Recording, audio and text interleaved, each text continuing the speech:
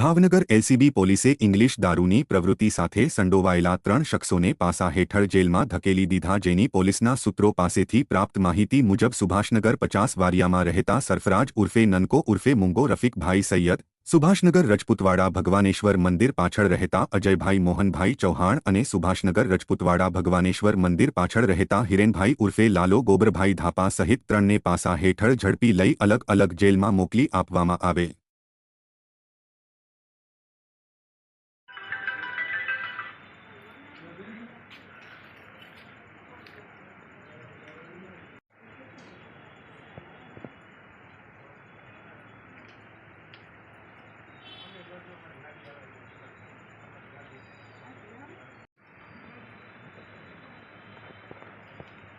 બસ